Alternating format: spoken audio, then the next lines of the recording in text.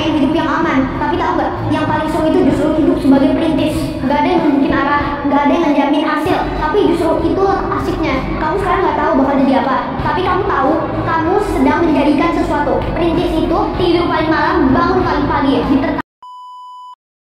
Ngene yo rek, akhir-akhir iki aku kok heran tenan. Kok yo saiki meh kabeh wong aku perintis. Padahal lahir jepret kuwi wis neng omah lantai 3. Mobil wis dikadoin pas ulang tahun ke-17.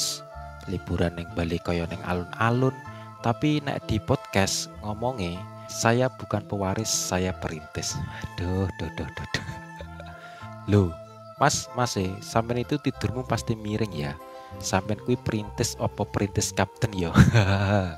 Sing jagonya ngedit cerita urip biar kelihatan menderita, padahal aslinya sejahtera. Terus nek ditanya, bisnismu kok bisa sukses? Jawabannya standar.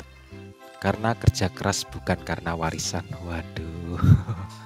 Padahal tokone kuwi warisan keluarga. Gudang warisan bapake. Karyawan dari zaman SD wis ngelus-ngelus kepalane. Terus tinggal ganti nama toko dadi Gen Smart, langsung diupload. Terus pengen tinggal cerita, ini aku bangun dari nol. Aduh, nol dari mana le? Nol dari saldo ATM si mbokmu mungkin. Kita loh mulai dagang online atau dagang offline dari nol beneran. Jam 7 pagi buka toko, belum merasakan segarnya air minum dan hanya ganjal perut sama angin.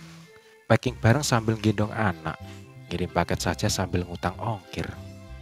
Ngopi ya sasetan, wifi nebeng tetangga. Sing penting iso hidup, meskipun ndak sempet bikin postingan sing estetik.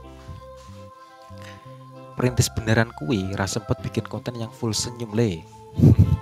Kita dagang sepi ya sedih, rame ya bingung packing, jam 10 malam sih ngedit invoice, jam 12 HP-nya bunyi, langsung bangun, ngira ada orderan masuk. Ternyata cuma balasin orang inbox tanya saja, ready stok kak, cek DM ya. Gak sampai nulis quotes kayak hidup ini berat tapi saya tidak menyerah. Lah, kowe hidup berat tapi tidurnya di kasur tebalnya 7 meter. Kita tidurnya kadang masih di lantai, diselimuti invoice yang belum dibayari klien juga. Nah, sing paling enes, nah yo sah. Wong-wong sing kerja keras nabung biar bisa beli tanah buat masa depan anak, malah rekeningnya dibekukan.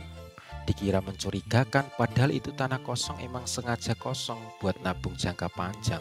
Tapi negara mikirnya, loh kok tanah nganggur, mencurigakan ini. Aduh, lah piye to pak? Karena nabung punya tanah itu pengen anaknya sok gak ngontrak, gak ngutang, biar langsung tinggal bangun rumah saja. Biar lebih mengiritkan kantong saku, uangnya bisa dibagi buat modal usaha.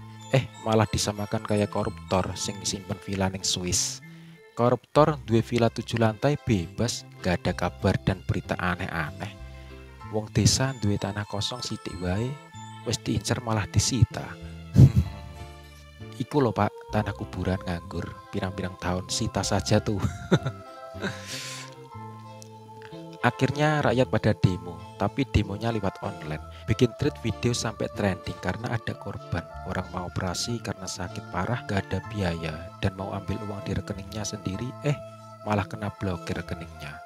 Gak iso bayar rumah sakit. Lah lucunya lagi, pemerintah jawabannya simple, datang ke bank saja nanti pasti dibuka. Aduh, ya pasti dibuka pintunya, terus dipersilahkan secara perlahan untuk keluar pintu. Tapi pas tekan bank disuruh nunggu dan menunggu. Katanya masih proses lah, padahal itu duit tabungan sendiri. Lah ini butuhnya cepat untuk bayar biaya rumah sakit kok malah ditunda-tunda. Lah piye toh, masa duit-duit iso dibekukan?